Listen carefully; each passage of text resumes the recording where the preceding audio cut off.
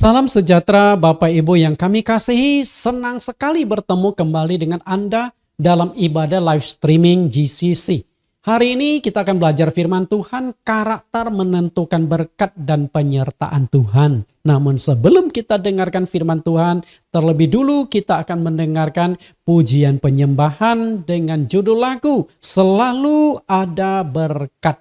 Mari kita dengarkan bersama.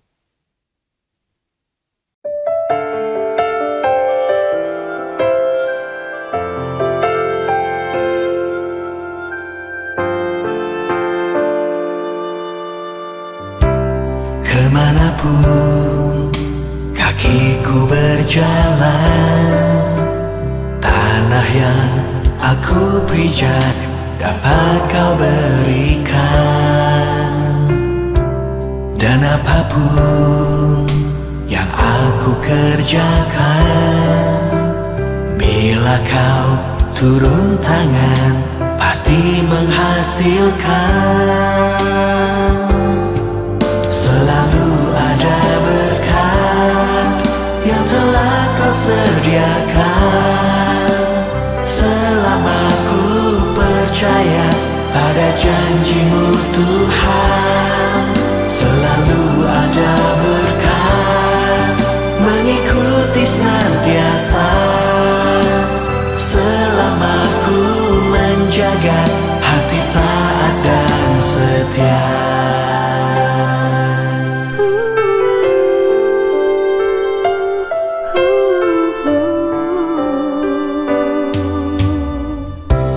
Kemanapun kakiku berjalan, tanah yang aku pijak dapat kau berikan. Dan apapun yang aku kerjakan, bila kau turun tangan pasti menghasilkan. Selalu ada berkat yang telah kau sediakan. Selama ku percaya pada janji-Mu Tuhan, selalu ada berkat mengikuti senantiasa. Selama ku menjaga hati taat dan setia.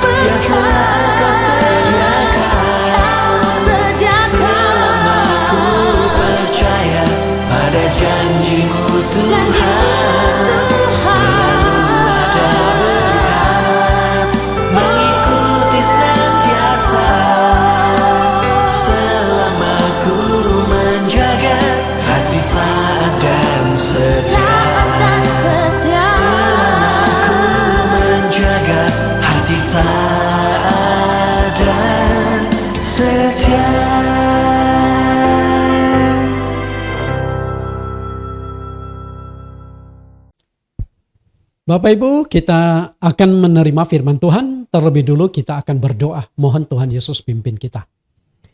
Di dalam nama Tuhan Yesus Kristus kami berdoa.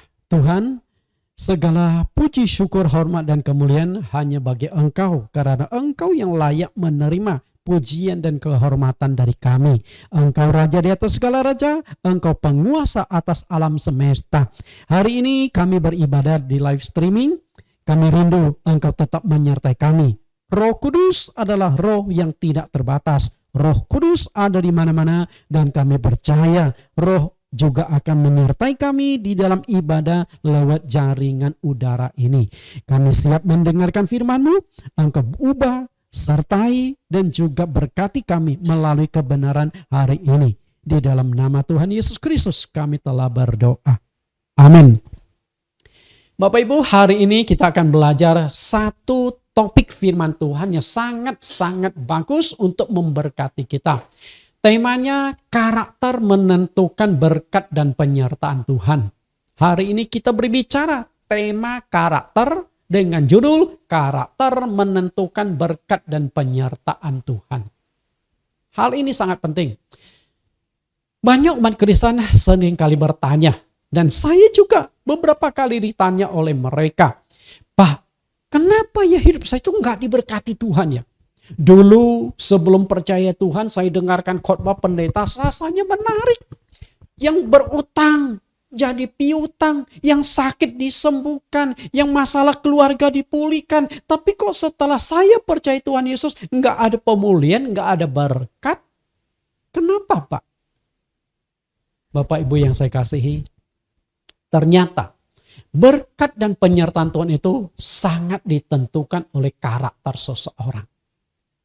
Berarti ketika kita hidup menjadi Kristen, apakah kita ini hanya dapatkan status Kristen atau benar-benar menghidupi kekristenan itu di dalam hidup kita sehari-hari?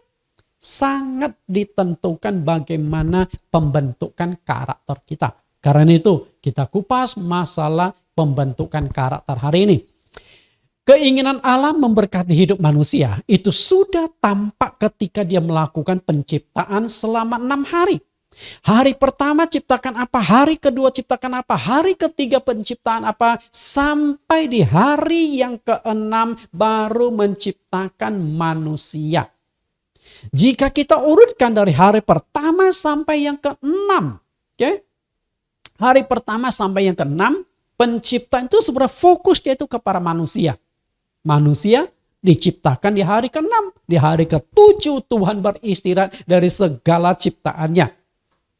Dan Tuhan beristirahat juga bukan karena Tuhan ingin beristirahat. Bukan.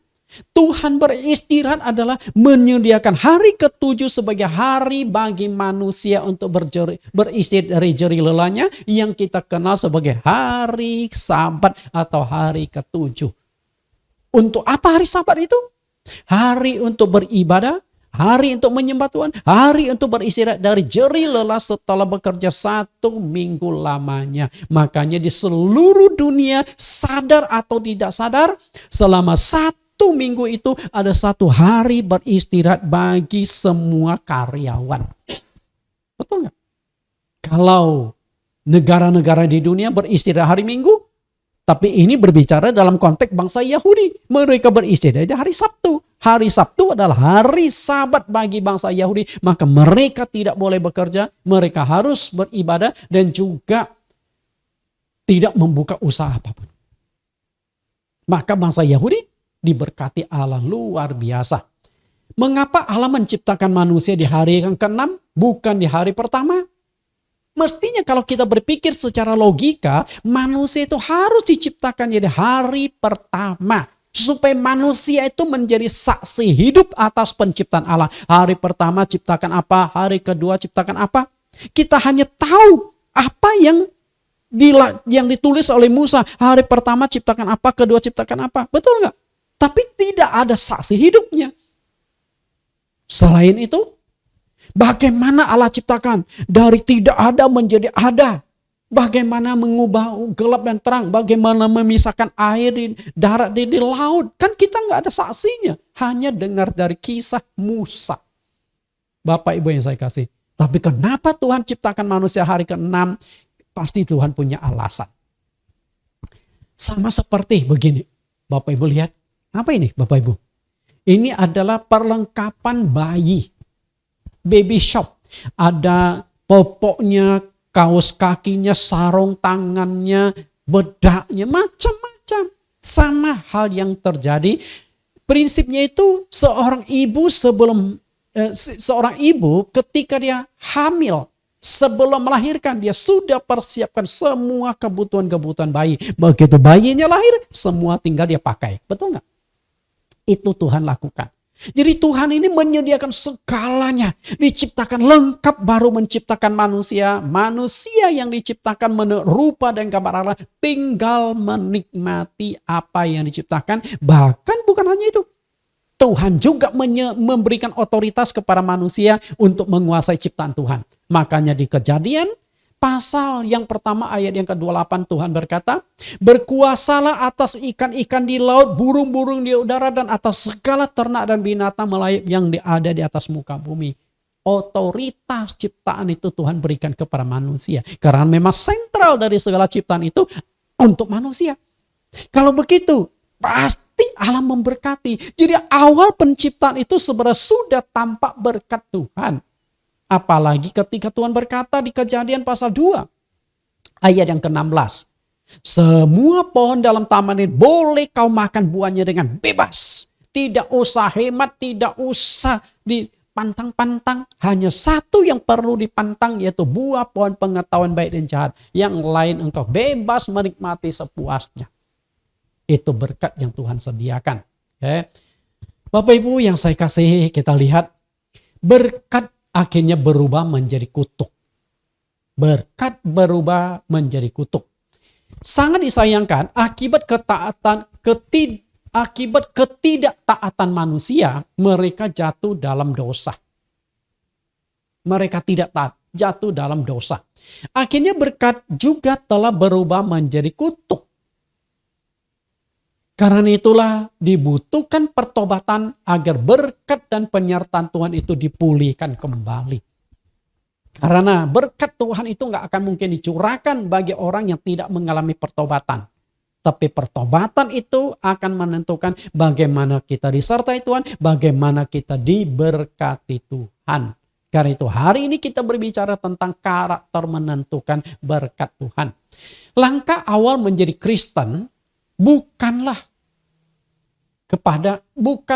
percaya kepada Yesus Kristus, melainkan pertobatan. Pertobatan itu penting sekali. Kalau engkau tidak bertobat, engkau percaya Tuhan pun, Tuhan gak berkenan. Tapi ketika engkau mau bertobat, maka di sanalah langkah awal engkau mulai mau terima Yesus Kristus sebagai Tuhan. Karena berbicara tentang pertobatan itu ada 4 aspek pertobatan. Kita lihat keempat aspek pertobatan itu. Namun sebelumnya kita lihat dulu definisi tentang pertobatan. Definisi pertobatan. Tobat dalam bahasa Arab taubat. Yang berakar dari kata tabah. Yang berarti kembali, pulang atau bersarang. Jadi seperti seekor burung dia kabur, pergi. Seakan-akan burung itu meninggalkan tanggung jawab, meninggalkan sarang dia. Tapi setelah dia pergi, dia balik. Nah itu makna bertobat, kembali ke awalnya. Karena memang dari awal Allah menciptakan manusia itu sempurna. Tidak ada cacat celah. Karena yang menciptakan itu sempurna. Sampai manusia jatuh dalam dosa, maka perlulah dilakukan pemulihan. Jadi kata taubat itu berarti kembali ke awal. Kembali kepada kesempurnaan yang semula. Taubat artinya kita sadar dan menyesal akan dosa dan berniat memperbaiki tingkah laku dan perbuatan. Jadi itulah pertobatan. Berarti dia mau berubah, mau memperbaiki diri, mau memproses dirinya lebih baik lagi. Itulah pertobatan. Berbalik dari cara hidup yang lama. Dalam kekristenan di Indonesia, kata taubat dimaknai sama dengan kata metanoia di dalam bahasa Yunani. Mungkin kata metanoia Bapak Ibu sering kali dengar, dan kebetulan ada buku Kristen di Indonesia diberi nama Metanoia. Itu toko buku Kristen. Metanoia didefinisikan sebagai berbalik 180 derajat. Oke, 180 derajat dari kehidupan yang lama atau meninggalkan cara hidup yang lama dan menjadi manusia ciptaan baru. Itulah makna bertobat. Kita lihat Kisah Rasul 26 ayat 18. Untuk membuka mata mereka supaya mereka berbalik dari kegelapan kepada terang dan dari kuasa iblis kepada Allah, supaya mereka oleh iman mereka kepadaku memperoleh pengampunan dosa dan mendapat bagian dalam apa yang ditentukan untuk orang-orang yang dikuduskan. Bapak Ibu yang saya kasih, Paulus jelaskan tentang pertobatan itu adalah berbalik dari kegelapan kepada terang. Kalau kegelapan itu artinya dari iblis, dikuasai iblis kepada Allah. Nah, kalau berkuasa iblis berarti karakter iblis itu ada di dalam diri orang itu. Karena karakter kejahatan, iri hati, itu karakter semua. Dan berbalik kepada karakter Allah. Dari karakter yang tidak baik menjadi karakter yang baik. Ayat 19, sebab itu ya Raja Agripa, kepada penglihatan yang dari sorga itu tidak pernah aku tidak taat. Tetapi mula-mula aku memberitakan kepada orang-orang Yahudi di Damsyik, di Yerusalem, dan di seluruh tanah Yudea, dan juga kepada bangsa-bangsa lain, bahwa mereka harus bertobat dan berbalik kepada Allah, serta melakukan pekerjaan-pekerjaan yang sesuai dengan pertobatan itu. Jadi Paulus menekankan tentang harus bertobat. Semuanya harus bertobat. Kembali kepada Allah. Karena itulah pertobatan dimaknai sebagai metanoia. Kembali kepada Allah. Kembali kepada Sang Pencipta. Memiliki karakter seperti pencipta. Di dalam kekristenan dikatakan memiliki rupa Kristus. Artinya gambaran Kristus. Orang melihat kita seperti melihat Kristus. Dalam karakter-karakter kita berarti itu sebuah karakter yang sempurna. Karena Yesus Kristus sendiri sempurna, tidak bercacat noda. Lalu siapa saja yang harus bertobat? Bapak Ibu saya kasih, siapakah yang harus bertobat? Jawabannya adalah semua orang perlu bertobat. Karena semua orang telah berdosa. Kalau engkau tidak mau bertobat berarti engkau merasa dirimu tidak berdosa. Itu sudah dosa. Ketika seseorang merasa dirinya tidak berdosa, tidak punya kesalahan, itu sudah dosa. Dosa apa? Dosa kesombongan. Merasa diri benar, merasa diri sudah sempurna. Tidak seorang pun yang benar di muka bumi. Karena itulah Rasul Paulus melalui kitab Roma yang ditulis itu dia katakan tidak seorang pun yang benar di muka bumi. Kita baca Roma pasal 3 ayat 9 sampai 10. Jadi bagaimana? Adakah kita mempunyai kelebihan seorang kepada yang lain? Sama sekali tidak. Sebab di atas telah kita tuduh baik orang Yahudi maupun orang Yunani bahwa mereka semua ada di bawah kuasa dosa. Seperti ada tertulis, tidak ada yang benar, seorang pun tidak. Tidak ada yang benar. Artinya tidak ada seorang pun yang bebas dari dosa. Semua manusia di muka bumi telah berdosa. Itu yang dimaksudkan adalah dosa turunan. Dosa yang bersumber dari nenek moyang kita Adam dan Hawa. Jadi ketika berbicara tentang dosa, ada dua macam dosa dalam semua manusia. Dosa turunan yang bersumber dari Adam dan Hawa. Dan dosa pribadi, dosa yang kita lakukan secara pribadi di dalam kehidupan kita. Dan dua macam dosa itu berdampak sekali di dalam kehidupan kita. Berkat Tuhan sangat ditentukan bagaimana kita benahi karakter-karakter kita. Karena itu ketika berbicara tentang pertobatan di dalam kekristenan ada 4 aspek pertobatan. Kita lihat keempat aspek itu. Pertobatan adalah langkah dalam kekristenan. Wah, ini perlu diedit sedikit nih. Salah. Nah, pertobatan adalah langkah awal di dalam yang ada kata 4 itu belum masuk ke layarnya. Ya. Jadi pertobatan itu ada 4.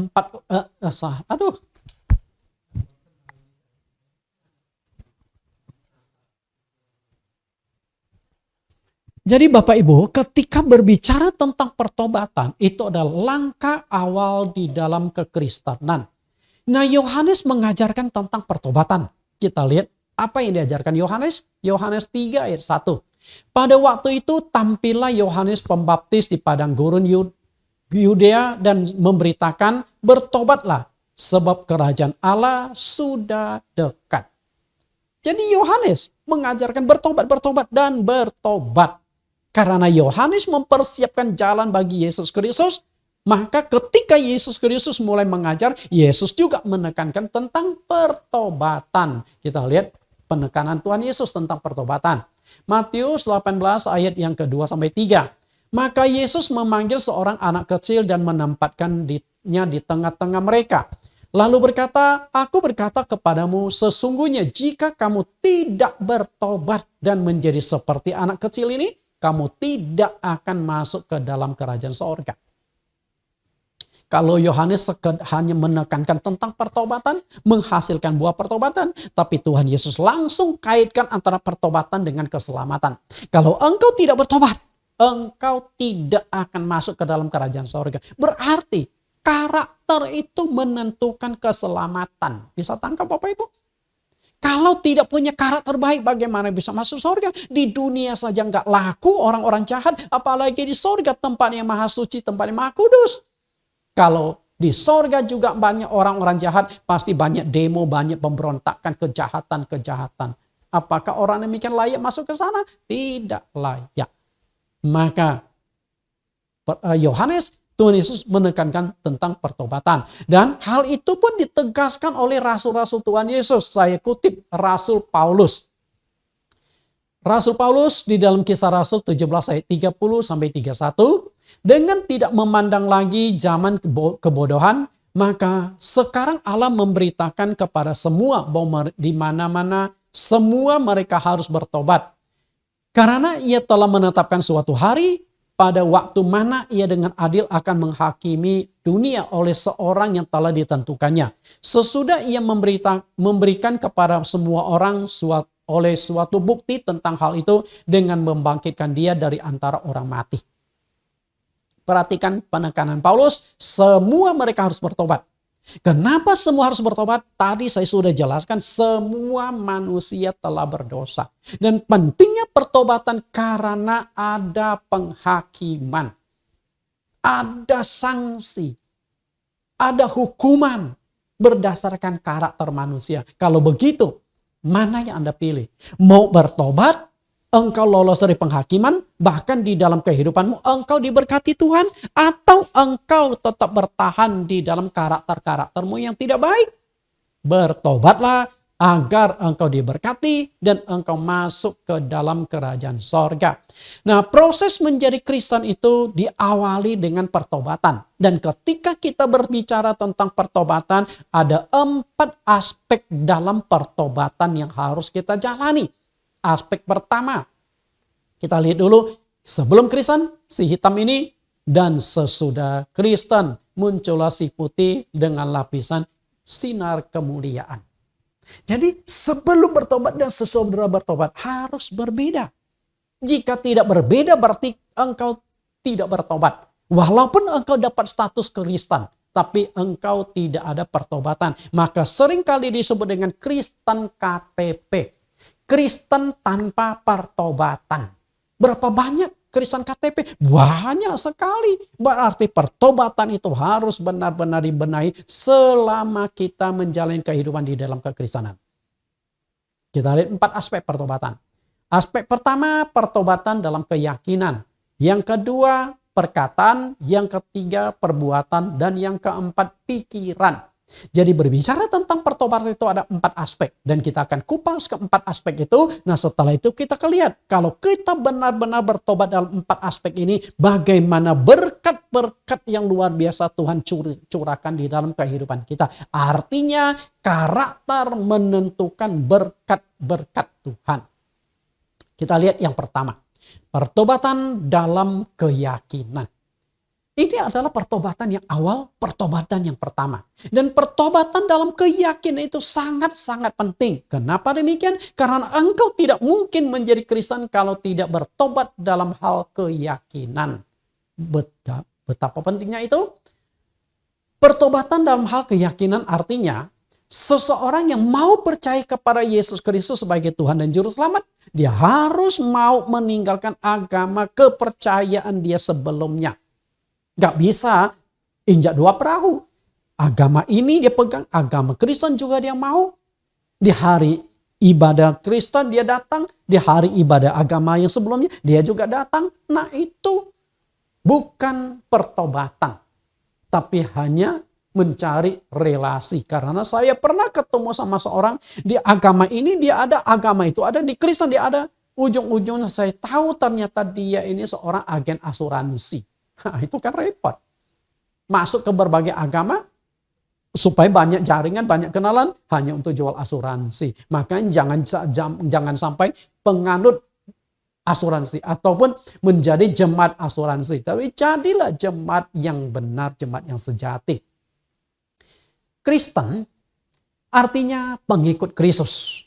Adalah suatu istilah yang dipakai menyebut sekelompok orang yang percaya Yesus Kristus adalah Mesias, orang yang diurapi dan menjadi juru selamat dunia. Nah, itulah disebut Kristen. Kata ini pertama kali muncul di dalam Alkitab di kota Antioquia yang dicatatkan di Kisah Rasul pasal 11 ayat 26. Kita lihat bagaimana istilah Kristen ini dimunculkan pertama kalinya. Kisah Rasul 11 ayat 26. Mereka tinggal bersama-sama dengan jemaat itu dalam 1 tahun lamanya. Sambil mengajar banyak orang di Antioquia lah, murid-murid itu untuk pertama kalinya disebut Kristen.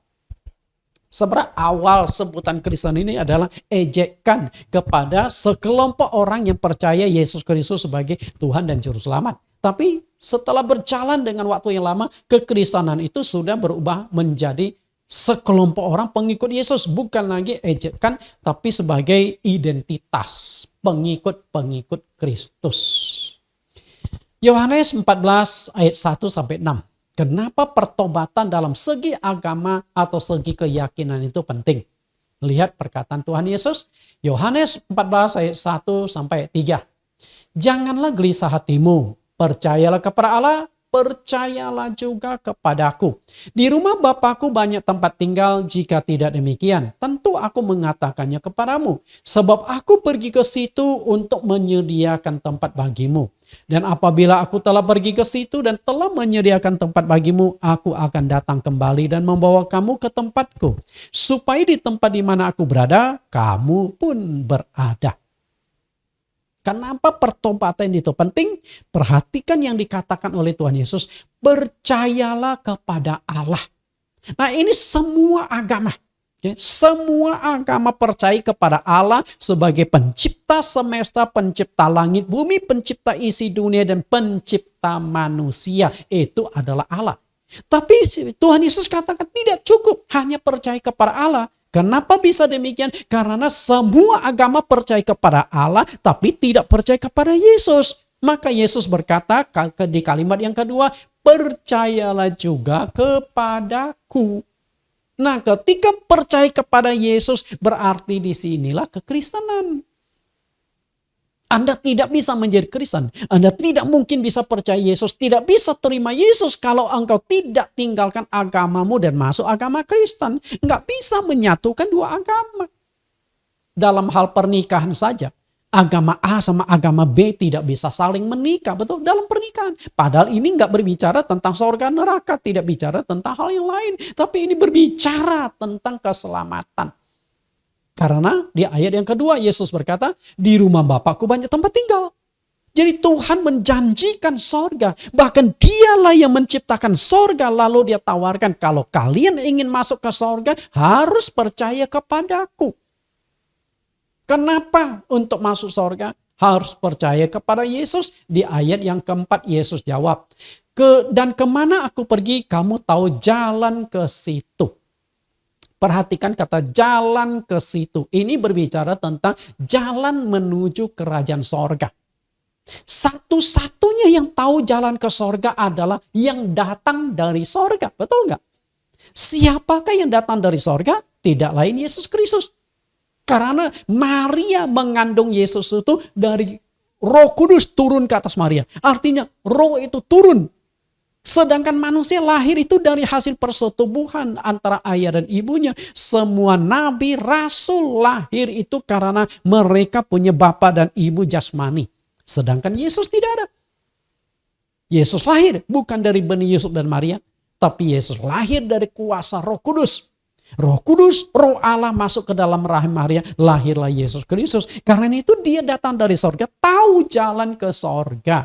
Makanya satu muridnya berkata, Tuhan, kami tidak tahu kemana Engkau pergi. Jadi bagaimana kami tahu jalan ke situ? Thomas yang tidak percaya akan kebangkitan Yesus. Thomas yang tidak sadar, memahami kebenaran bahwa Yesus datang dari sorga, akan kembali ke sorga. Tapi kembali ke sorga harus lewat kebangkitan dulu. Maka setelah Yesus dikuburkan 3 hari, dia bangkit dari kematian. Tapi Thomas tidak percaya. Karena dia tidak berpikir Yesus datang dari sorga memang harus kembali ke sorga. Maka dia berkata, Tuhan, kami tidak tahu jalan ke sorga. Tidak tahu jalan ke rumah Bapa. Akhirnya di ayat yang ke-6 dengan sangat jelas dan tegas Yesus katakan, Akulah jalan kebenaran dan hidup. Tidak seorang pun yang datang kepada Bapa kalau tidak melalui aku. Bapa ini adalah Allah. Artinya, tidak seorang pun bisa mengenal Allah. Tidak seorang pun yang bisa sampai kepada Allah. Tidak seorang pun bisa terkoneksi dengan Allah. Dan tidak seorang pun bisa bertemu dengan Allah di sorga kalau tidak melalui Yesus Kristus. Karena dia adalah jalan menuju ke sorga itu. Karena itu pertobatan agama itu penting. Pertobatan dalam keyakinan itu penting. Kalau engkau bertobat dalam keyakinan, maka engkau lepaskan agama semula, masuklah di dalam kekristenan, percaya, terimalah Yesus sebagai Tuhan dan Juru Selamat. Nah, setelah pertobatan yang pertama, lalu kita masuk ke pertobatan yang kedua. Di dalam kekristenan harus ada perubahan karakter. Roma 12 ayat yang kedua. Janganlah kamu menjadi serupa dengan dunia ini, tetapi berubahlah oleh pembaharuan budimu, sehingga kamu dapat membedakan manakah kehendak Allah, apa yang baik, yang berkenan kepada Allah, dan yang sempurna. Setelah kita menjadi Kristen, apakah kekristenan kita itu berhasil atau tidak sangat ditentukan oleh karakter kita. Maka di sini Paulus katakan, berubahlah oleh pembaharuan budimu. Berubahlah. Sebelum engkau Kristen, karaktermu begini. Sesudah engkau Kristen, karaktermu harus berubah menjadi karakter Kristen. Nah, karakter itu mencakup 3 aspek, yaitu perkataan, perbuatan, dan pikiran. Artinya, kita harus perbaharui perkataan kita, perbuatan, dan pikiran kita. Dan kalau kita berhasil melakukan pertobatan, berhasil membenahi, memperbaharui budi pekerti kita, maka saya katakan kepada Bapak Ibu, berkat Tuhan itu pasti curahkan. Penyertaan Tuhan itu akan Tuhan berikan. Nggak mungkin berkat dan penyertaan Tuhan itu Tuhan berikan ketika kita tidak punya karakter yang baik. Nah, hari ini kita melanjutkan pembahasan kita di yang kedua. Pertobatan dalam perkataan. Benahilah perkataan kita.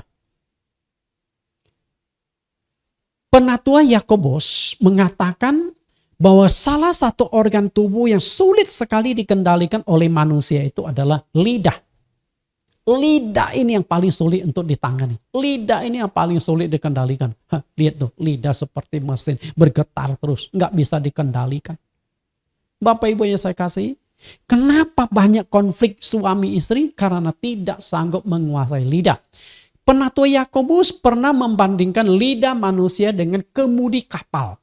Perhatikan, sebuah kapal yang begitu besar, yang panjangnya bisa mencapai ratusan meter, tingginya mencapai puluhan meter per tingkat-tingkat.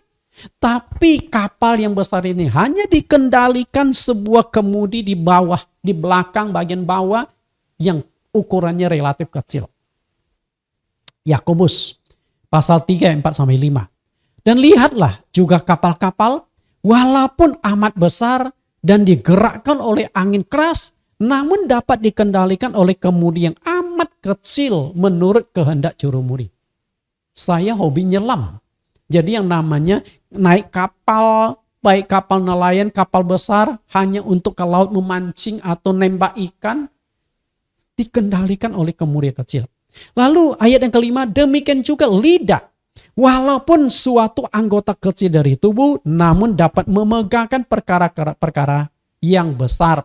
Lihatlah betapapun kecilnya api, ia dapat membakar hutan yang besar.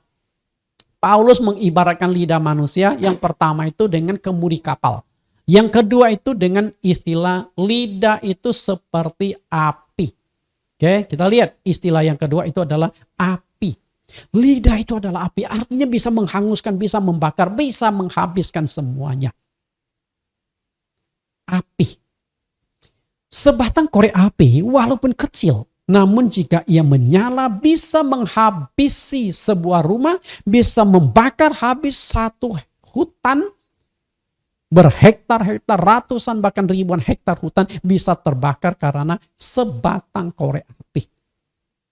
Kali itu dulu saya tinggal di pedalaman Kalimantan, seringkali terjadi kebakaran hutan. Gara-gara apa? Mereka yang masuk hutan itu seringkali merokok untuk mengusir nyamuk.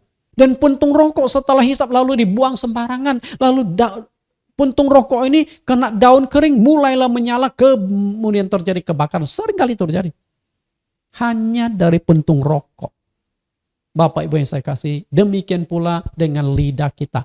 Perkataan manusia itu seperti api. Dari kecil dia bisa membakar habis semua kehidupan kita. Bisa menjalar, menular kemana-mana. Karena itu apa yang kita ucapkan itu ada kekuatan. Dan kekuatan itu sangat luar biasa. Semakin tinggi kedudukan seseorang, lidahnya itu semakin mengerikan. Seorang RT, kekuatan lidahnya hanya 1 RT. Seorang RW, kekuatan lidah dia bisa menguasai beberapa RT. Seorang camat, seorang lurah, lidah dia bisa menggerakkan sebuah kelurahan. Dan di kelurahan itu ada RT RW lagi, ada rakyat lagi. Seorang camat, kekuatan lidahnya 1 kecamatan. Bupati, gubernur. Seorang gubernur, lidahnya itu bisa menggerakkan 1 provinsi. Tingkat yang tertinggi, presiden. Lidah presiden itu luar biasa dampaknya ke seluruh Indonesia. Ketika presiden berkata, kita berperang melawan negara ini. Oh, terjadi peperangan hanya dengan sebuah kata saja. Perang. Sama seperti sekarang. Rusia dengan Ukraina sedang berperang. Presiden yang bisa menstopkan ketika Vladimir Putin berkata, udah kita akhiri peperangan. Selesai, tentara ditarik. Betul nggak ada bom, nggak ada senjata meletus. Jadi lidah seorang presiden itu menentukan sebuah negara. Setiap kata yang kita ucapkan itu pasti ada dampaknya. Dan kata yang kita ucapkan itu tidak bisa ditarik kembali. Pergi, nggak bisa ditarik lagi. Ada sebuah ilustrasi. Ilustrasinya adalah begini. Ada di gereja, ada seorang ibu-ibu. Ibu ini paling suka sekali gosip. Menceritakan ini, menceritakan itu. Yang sebenarnya apa yang dia gosipkan itu semakin digosok, semakin sip. Belum tentu sebuah kebenaran. Makanya di gereja itu si ibu ini seringkali dikenal dengan istilah wartawan Kristen. Itu sebuah ejekan sebenarnya. Karena dia banyak tahu tuh informasi-informasi. Setelah itu disebarkan. Tapi sayangnya seringkali yang disebarkan itu bukan fakta, bukan kebenaran. Pernah 1 kali ketika dia menceritakan sebuah masalah. Oh, si Anu tuh berselingkuh loh. Gara-gara apa? Dia melihat ada seorang bapak-bapak keluar dari salon. Sebenarnya bapak ini ke salon itu untuk gunting rambut. Nggak ada tujuan lain. Nah cuman si bapak ini nggak tahu salon yang di sini itu adalah salon plus-plus. Nggak tahu dia. Karena dia kan bapak ini biasa tukang cukur itu di tempat warung-warung kecil. Tapi kali ini dia cukur ke salon yang agak baik kan sedikit. Ternyata salon itu memang salon plus-plus. Dan waktu cukur pun biasa saja. Nah cuman waktu dia keluar dari salon plus-plus itu, dia betul-betulin celananya agak longgar. Nah pas si ibu itu lewat, waduh si bapak sudah berzina. Masuk ke salon plus-plus, setelah itu perbaiki celananya yang longgar. Nah itu kemudian disampaikan. Nah mulailah tersebar luas. Sampai akhirnya terpaksa pendeta yang turun tangan. Pendeta tanya ke bapak itu, betul gak sih apa yang diceritakan oleh ibu-ibu ini? Karena setelah isu ini tersebar, suami istri itu berantem loh. Istrinya pikir bapaknya benar-benar ke salon plus-plus untuk hal-hal yang gak beres. Bapaknya sudah ngomong, enggak, saya ke sana tuh gunting rambut.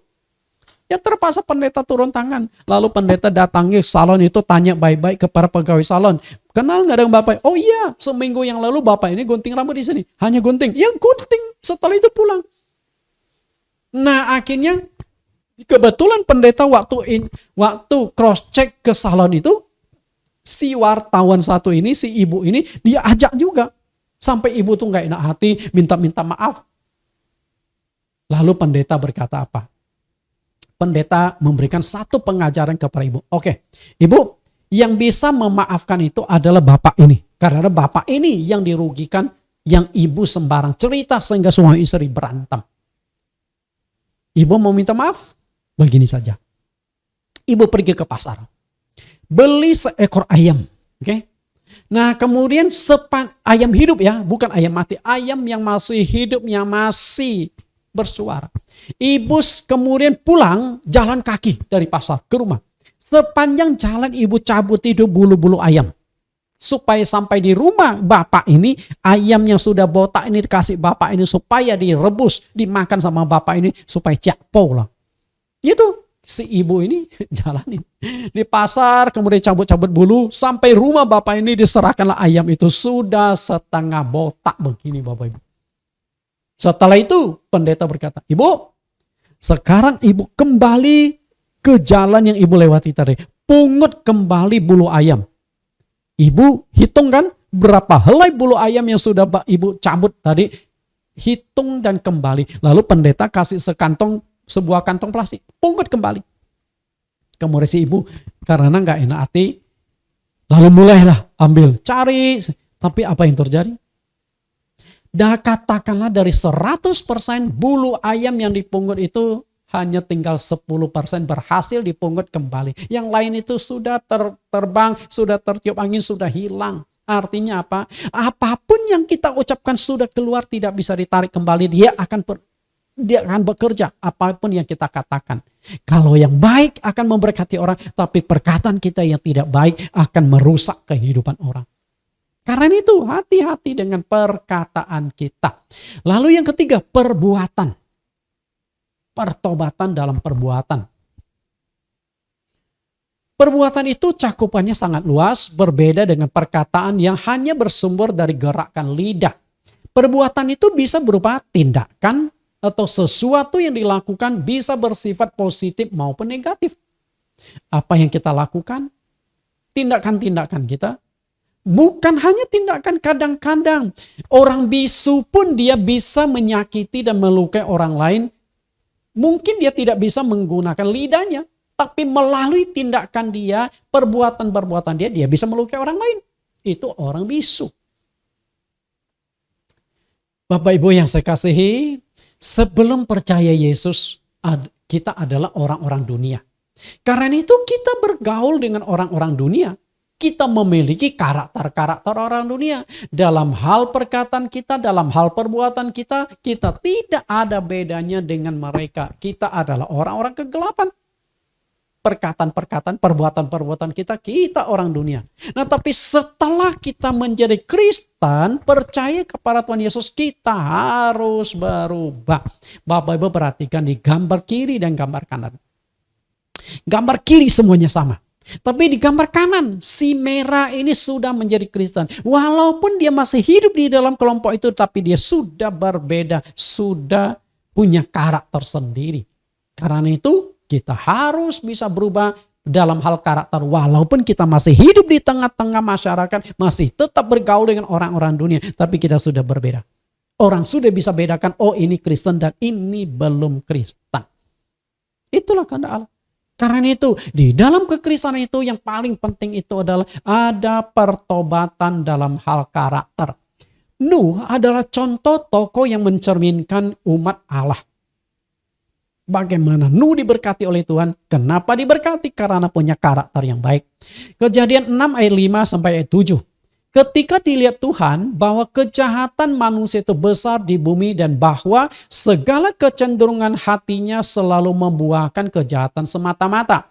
Maka menyesallah Tuhan bahwa ia telah menjadikan manusia di bumi dan hal itu memilukan hatinya. Berfirmanlah Tuhan, aku akan menghapus manusia yang telah kuciptakan itu dari muka bumi.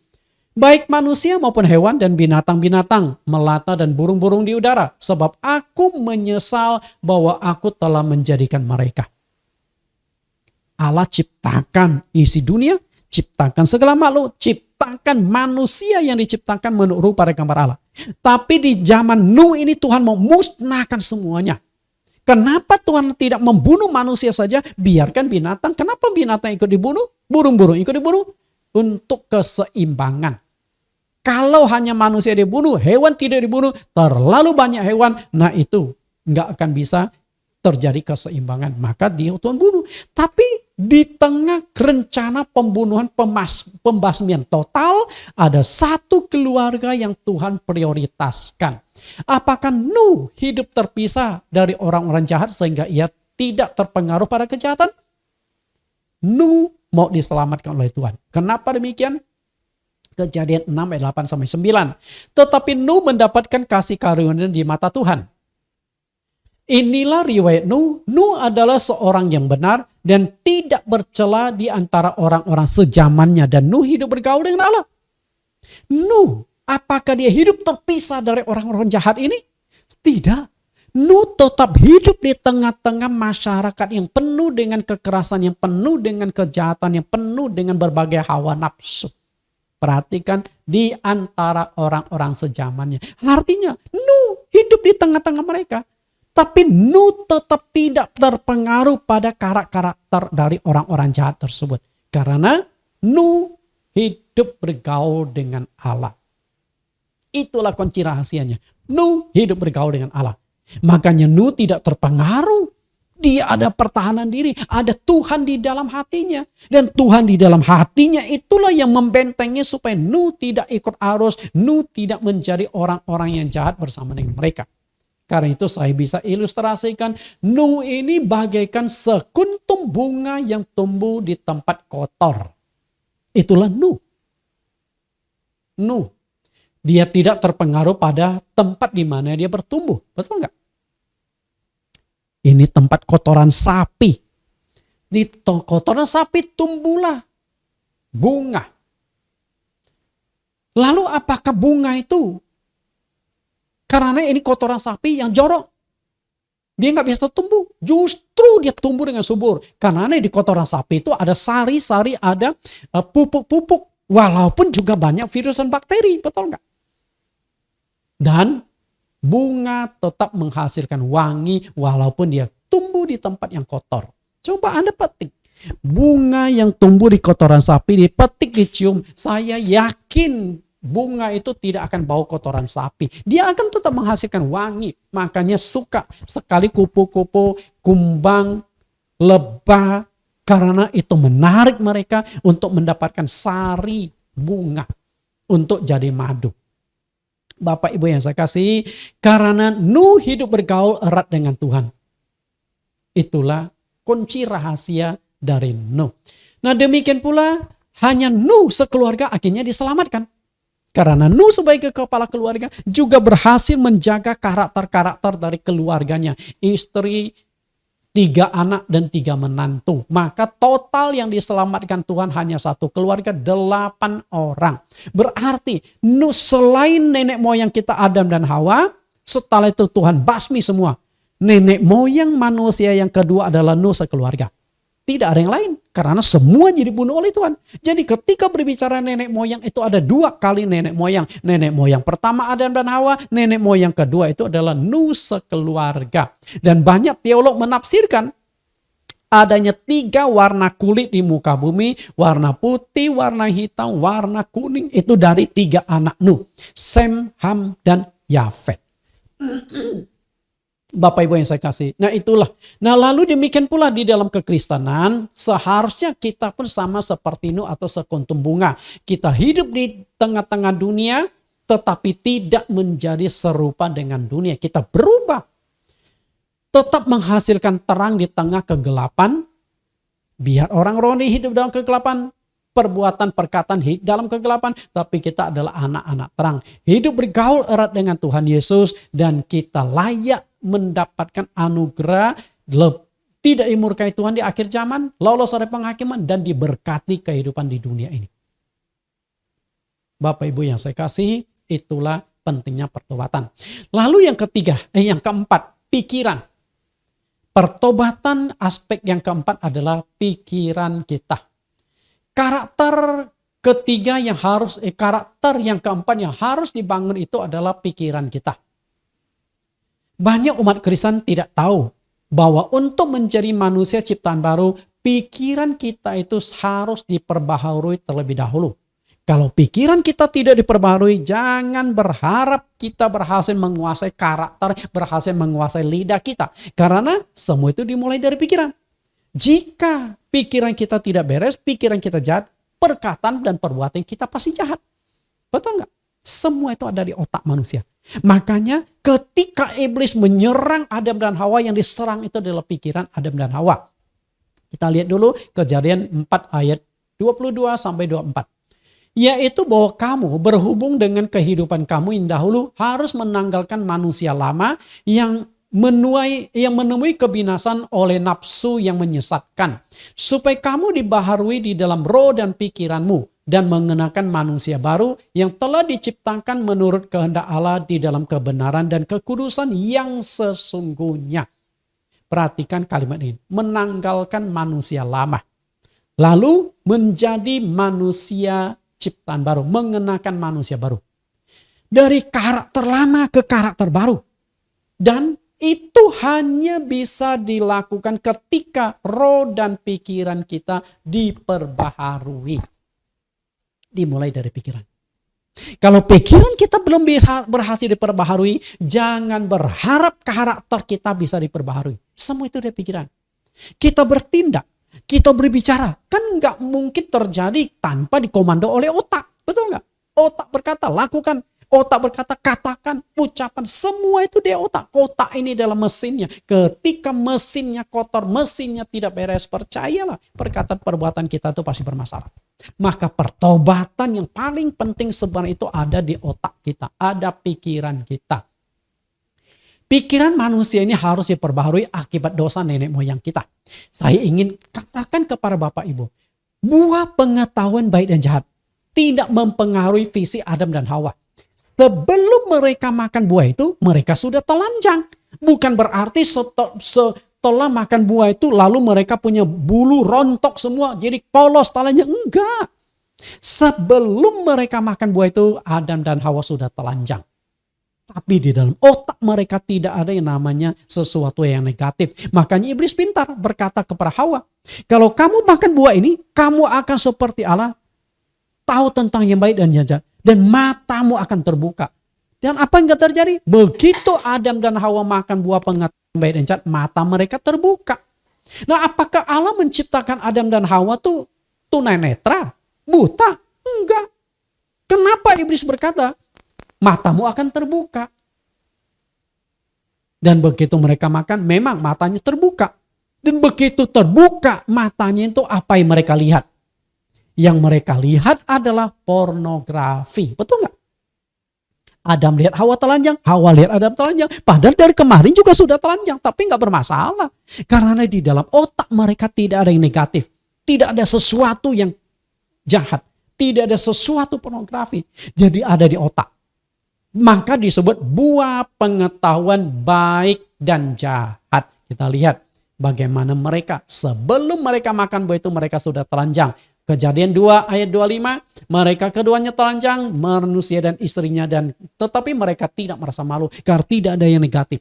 Tapi di Kejadian pasal 37, begitu makan buah itu mata mereka terbuka dan mereka tahu, oh ini telanjang. Lalu mereka sembunyi mencari daun ara untuk menutupi aurat mereka. Berarti buah pohon pengetahuan tentang yang baik dan jahat itu tidak mempengaruhi fisik, tapi mempengaruhi pikiran. Pikiran. Ketika pikiran itu sudah rusak, perkataan perbuatanmu itu pasti rusak. 2 Korintus 11 ayat 3, tetapi aku takut kalau pikiran kamu disesatkan dari kesetiaan kamu yang sejati kepada Kristus. Sama seperti kepada Hawa diperdaya oleh ular itu dengan kelicikannya. Rasul Paulus pun menekankan bahwa yang rusak dari buah pohon pengetahuan baik dan jahat itu adalah pikiran. Pikiran Adam dan Hawa disesatkan, dirusak, Akibatnya mereka curiga kepada Tuhan, mereka berontak kepada Tuhan. Jadi pikiran itu sangat menentukan.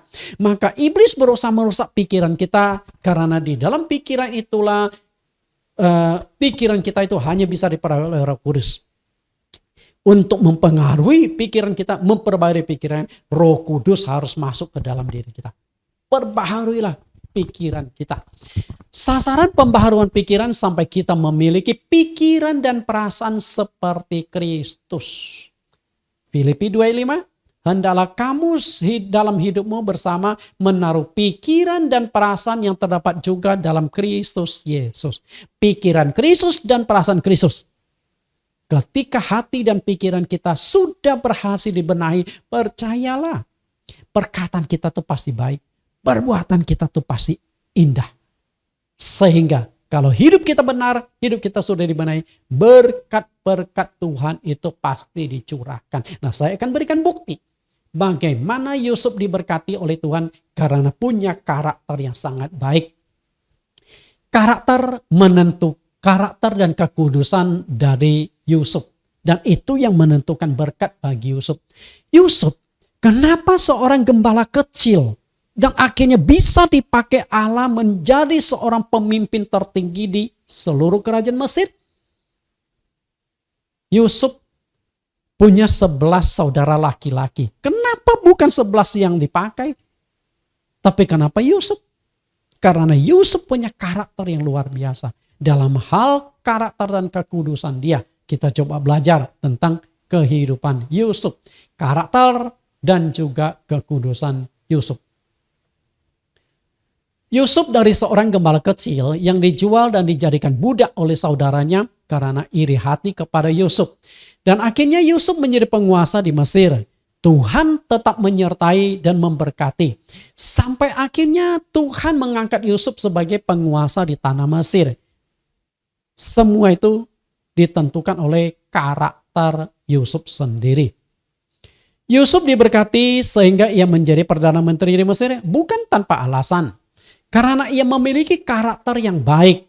Ada 4 aspek karakter yang baik dalam hal ketekunan bekerja. Artinya seorang yang penuh tanggung jawab, seorang yang setia, seorang yang menjaga kekudusan, seorang yang mudah mengampuni kesalahan orang, tidak pernah dendam. Dengan kata lain, sifat-sifat yang dikehendaki Allah, sifat-sifat yang perlu kita benahi ada dalam karakter Yusuf. Saya yakin ketika umat Kristen, ketika engkau punya karakter seperti Yusuf, saya sangat yakin berkat-berkat Tuhan itu pasti dicurahkan. Kita lihat sekilas, Yusuf adalah seorang pemuda yang tekun bekerja. Kejadian 39:2, tetapi Tuhan menyertai Yusuf sehingga ia menjadi seorang yang selalu berhasil dalam pekerjaannya. Maka tinggallah ia di rumah tuannya orang Mesir itu. Setelah dilihat oleh tuannya bahwa Yusuf disertai Tuhan, bahwa Tuhan membuat berhasil segala sesuatu yang dikerjakannya, maka Yusuf mendapatkan kasih tuannya dan ia boleh melayani dia. Kepada Yusuf diberikan kuasa atas rumahnya, atas dan segala miliknya, dan diserahkan kepada kekuasaan Yusuf. Kita lihat seorang budak, seorang budak yang diperjualbelikan, tapi sudah menjadi seorang tuan di rumah tangga Potifar. Potifar yang membeli Yusuf bisa melihat, wah ini anak tanggung jawab sekali. Ini anak rajin, tekun sekali. Dan setiap pekerjaan berhasil. Maka Tuhan berkati Potifar gara-gara Yusuf. Jadi Yusuf itu pembawa berkat. Karena itu kalau orang Kristen, kemanapun dia pergi, kemanapun dia bekerja, Tuhan berkati karena engkau itu sudah luar biasa. Engkau kerja di kantor ini bangkrut tutup, wah engkau tidak membawa berkat. Kalau engkau kerja di kantor ini, perusahaan ini bertumbuh pesat, Tuhan berkati karena engkau ada di sana. Seharusnya demikian. Nah demikian pula engkau di dalam rumah tangga, engkau jadi anak yang baik, Tuhan berkati engkau karena keluarga. Engkau diberkati Tuhan karena Tuhan lihat keluarga ini layak diberkati. Karena karakter-karakter itu. Lalu yang kedua, Yusuf adalah seorang pemuda yang setia pada tuannya. Maka Yusuf mendapatkan kasih tuannya dan ia boleh melayani dia. Kepada Yusuf diberikan kuasa atas rumahnya dan segala miliknya diserahkan kepada kekuasaan Yusuf. Nah tetapi Semua itu diserahkan kepada Yusuf. Tapi ada satu yang tidak diserahkan kepada Yusuf, yaitu istrinya. Istrinya, itu kan istrinya. Tapi semua pegawainya ada di tangan Yusuf. Semuanya, situannya itu tanggung beres. Tapi sayang, Yusuf ini seorang yang ganteng, punya sifat yang sangat manis, sangat baik, tutur katanya sangat sopan. Akhirnya Tante Potifar, atau kita panggil Tante Po, terpesona. Ternyata masih ada pemuda yang begitu sempurna. Karakternya sempurna, sifatnya baik, wajahnya ganteng. Naksir dia. Bayangkan jika seorang nyonya besar naksir sama seorang budak. Pasti ini budak punya kelebihan ekstra. Padahal di rumah Potifar banyak pelayan-pelayan lain. Tapi kenapa Yusuf? Karena selain ganteng punya karakter yang sangat baik. Tapi bagaimana Yusuf mengharap itu? Yusuf menjaga kekudusannya. Berulang kali Potifar berusaha menggoda Yusuf. Tapi Yusuf tetap bertahan. Tidak terpengaruh. Di rumah, Tante Po itu memberikan perhatian khusus. Pertama mungkin dikasih makanan ini itulah. Kemudian mulailah didekati. Penampilan pakaian semakin hari semakin seksi. Dengan harapan Yusuf tergoda. Tidak mempan. Sampai suatu ketika dia rancang suatu strategi. Semua orang di rumah itu disuruh keluar. Yang disuruh beresin ini, beresin itu. Pokoknya di rumah itu hanya ada Yusuf dengan Tante Po ini. Kemudian Tante Po dekati Yusuf. Mengajak tidur bareng. Tapi Yusuf kaget. Kebetulan jubah Yusuf, jubah yang dia pakai berhasil di tangan nyonya. Yusuf lari keluar. Pada hari itu kalau Yusuf mau lakukan tindakan asusila, nggak usah diperkosa. Itu Tante Po sudah nyerahkan diri. Bahkan Tante Po yang berharap. Tidak ada yang tahu. Karena rumah itu hanya tinggal mereka berdua. Suami kerja di kantor. Kalau mereka tidak bocorkan perselingkuhan itu, tidak ada yang tahu. Tapi Yusuf di dalam hatinya ada Tuhan. Tuhan tahu. Dia tetap menjaga kekudusan. Akhirnya dia kabur. Dan gara-gara dia kabur itulah lalu difitnah oleh Tante Po. Masuklah Yusuf ke dalam penjara. Karena Tante Po berkata pada suaminya, itu budak yang kau bawa ke sini, dia mau perkosa aku. Ini buktinya, jubahnya ada di tanganku. Potifar tidak cross check. Langsung masukkan Yusuf ke dalam penjara. Tapi di dalam penjara, Tuhan kemudian memberkati lagi. Bahkan dia bisa menjadi orang kepercayaan kepala penjara. Jadi dimanapun Yusuf berada, Tuhan selalu menyertai, Tuhan selalu berkati. Dan setelah Yusuf menjadi Perdana Menteri, pada itu kesempatan loh. Kesempatan membalas kejahatan saudara-saudaranya yang telah menjual dia menjadi budak sampai 13 tahun. Kesempatan membalas istri Potifar karena sekarang Potifar juga sudah ada di bawah kuasa dari Yusuf. Yusuf dengan mudah menyingkirkan. Tapi apakah Yusuf dendam? Tidak sama sekali. Yusuf ampuni saudara-saudaranya. Yusuf ampuni istri Potifar. Yusuf mengampuni juga Potifar yang telah menjebloskan dia ke dalam penjara. Pengampunan. Ini sifatnya luar biasa. Mengampuni itu gak gampang. Okay? Tidak mudah mengampuni. Karena itu saya yakin banyak umat Kristen susah mengampuni. Kita lihat Yusuf memberi pengampunan kepada saudara-saudaranya. Kejadian 50:18, juga saudara-saudaranya datang sendiri dan sujud di depan serta berkata, kami datang untuk menjadi budakmu. Tetapi Yusuf berkata kepada mereka, janganlah takut sebab aku inikah pengganti Allah. Memang kamu telah mereka-reka yang jahat terhadap aku, tetapi Allah telah mereka-rekanya untuk kebaikan. Dengan maksud melakukan seperti yang terjadi sekarang ini, yakni memelihara hidup suatu bangsa yang besar. Jadi janganlah takut. Aku akan menanggung makananmu dan makanan anak-anakmu juga. Demikianlah ia menghiburkan mereka dan menenangkan hati mereka dengan perkataannya. Perhatikan di ayat 20. Yusuf ini seorang yang otaknya itu bagus. Selalu positif thinking. Tadi saya sudah katakan Bapak Ibu. Perkataan perbuatan kita sangat ditentukan otak kita. Kalau otak kita baik, perkataan perbuatan kita itu pasti baik. Dan otak Yusuf itu baik. Orang berbuat jahat selalu lihat dari sisi positifnya. Memang kalian jual saya, tapi itu rencana Tuhan. Itu untuk memelihara hidup satu bangsa, memelihara hidup kalian. Enggak usah marah, itu kehendak Tuhan. Yang salah bukan kalian. Bayangkan ada manusia seperti itu. Bapak Ibu yang saya kasih di dalam Tuhan Yesus, kesimpulannya adalah orang berkarakter baik pasti diberkati Tuhan. Di dalam Mazmur 37 ayat 23 sampai 26, orang yang dikasihi Tuhan itu adalah orang yang berkenan kepada Tuhan. Tuhan menopang dia. Dia tidak akan pernah meminta-minta roti dan cucu-cucunya akan menjadi berkat. Karena itu satu-satunya syarat untuk diberkati Allah adalah perbaharui karakter kita, perkataan, perbuatan, pikiran kita. Setelah kita perbaharui, lihat mujizat terjadi, lihat bagaimana penyertaan Tuhan, bagaimana berkat-berkat dicurahkan. Saya yakin hari ini engkau tidak diberkati karena ada yang menyumbat berkat itu. Perkataanmu, karaktermu, pikiranmu itu yang menyumbat berkat. Setelah semua itu engkau perbaharui, percayalah berkat penyertaan Tuhan akan dicurahkan di dalam kehidupan Anda. Karena berdasarkan pengalaman dari Raja Daud, dia berkata, tidak pernah orang benar ditinggalkan dan anak cucunya meminta-minta roti. Tidak pernah. Jadilah orang benar, benar dalam perkataan, perbuatan, dan pikiran. Tuhan Yesus memberkati. Kita tundukkan kepala kita berdoa. Tuhan, terima kasih atas anugerah, kasih, dan penyertaan-Mu.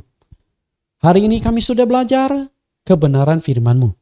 Semoga apa yang sudah kami pelajari itu akan menjadi berkat bagi mereka.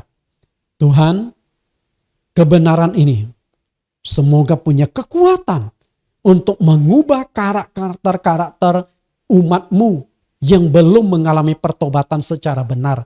Mungkin saat ini mereka masih Kristen KTP, Kristen tanpa pertobatan. Maka kebenaran hari ini, khotbah hari ini, firman Tuhan hari ini, supaya bisa menjamah mereka. Jamalah pikiran-pikiran mereka. Karena ketika pikiran mereka berhasil diperbaharui, maka perkataan perbuatan mereka ikut terbaharui. Dari manusia lama menjadi manusia ciptaan baru. Dan kami percaya ketika mereka berhasil memperbaharui karakter mereka, perkataan perbuatan mereka, Tuhan akan menyertai mereka. Dan ketika Tuhan menyertai mereka, berkat-berkat berlimpah akan Tuhan curahkan di dalam kehidupan mereka. Sampai mereka bukan lagi minta-minta, tapi menjadi peminjam, memberikan, meminjam-minjamkan, membagi-bagikan. Karena ada berkat yang tidak terhitung. Ada berkat yang melimpah yang mengalir dalam kehidupan mereka. Tuhan, kebenaran ini semoga bisa disebarluaskan bagi siapapun yang menerima khotbah hari ini, agar banyak jiwa-jiwa yang diperbaharui, karakter-karakter Kristiani diperbaharui di seluruh Indonesia, bahkan di seluruh dunia. Di dalam nama Tuhan Yesus Kristus kami telah berdoa. Amin. Tuhan Yesus berkati, sampai bertemu minggu depan.